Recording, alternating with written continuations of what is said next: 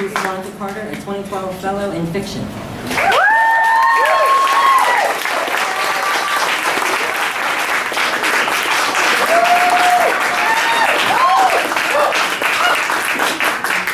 Thank you. I just wanted to say thank you to Tony and to Jen and to all the teachers here and to you, because this room is so fucking talented. It is unbelievable, and everybody's so supportive, and I just really appreciate that. It's better than the Olympics. So. This is a piece that I have worked on since last night, so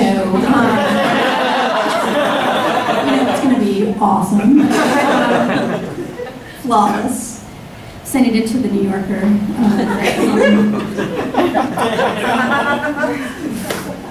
It is called, it's a short story called Her Father's Genius. On Saturday night, Angela knew her father was a genius. That particular Saturday, her mother had been called into the emergency room to fill in for a sick nurse. Angela heard her mother on the phone asking, 6 p.m. to 3 a.m., with a lilt of uncertainty in her voice. She was quiet for a few moments and then sighed, saying, if overtime is time and a half, I can't say no.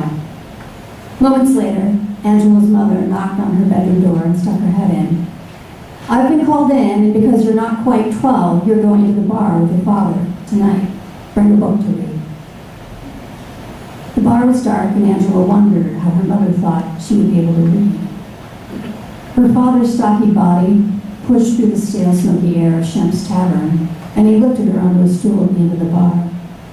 A clock that had Miller High Life printed across the top in red letters glowed yellow, like it was filled with melted butter.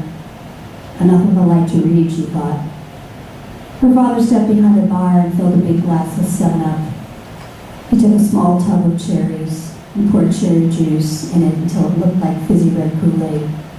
Just for my baby, as many as you want. Before she said thank you, he was down at the other end of the bar where a group of men talked, curved over their drinks like apostrophes. Hey boys, don't worry, Papa's here. Who's going to shake a few so I can buy myself a drink? The dice clicked on the bar like popcorn kernels. Little glasses turned upside down, lined up in front of her father. She had never seen her father like that, happy and loud. Her father spoke like a preacher all night, about what it meant to be a man, what honor was, and the importance of words like strength and courage. She was captivated. They were all captivated. Several times through the night, he looked at her and yelled, "You okay, baby?" Angela would nod. The last time he asked her, he turned back to his audience, pointed to Angela, and then swung his finger in front of him, saying, "That was why I went to Nam. Protect our children, my girl." The men raised their glasses and bottles to her father, then they all drank. He walked over to the stereo and turned up the music. "The fucking Doors!" he yelled. They understood about the brotherhood. You never let your brother fall, never.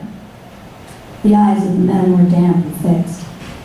There was no trace of her father's happiness from earlier in the evening. He was angry and louder. I laid there, my buddy, just 2 feet away, and I couldn't save him. Her father's head fell forward. Angela heard a man say, "Freddie, you are still a hero. You did what you could." "I let him die." Her father sounded like he was trying to cry but didn't know how. "I let him die." One by one, the men reached over the bar and slapped him on the shoulder. The front door stayed open as all 7 shuffled out, and the cold night air blew up the ends of the bills they'd left on the bar. Angela walked behind the counter and turned off the music. She said, "Daddy, I'm glad you saved me." His head still hung low. He held out his arm for Angela and pulled her to him. He cried into her hair, and Angela felt the muscles in his stomach move.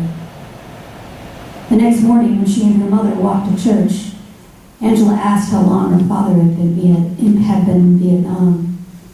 Her mother stopped on the sidewalk and said, "Let's go to the park." Angela and her mother sat on the bench as the fall sun shone and the air chilled Angela's knees. Her mother lit a cigarette.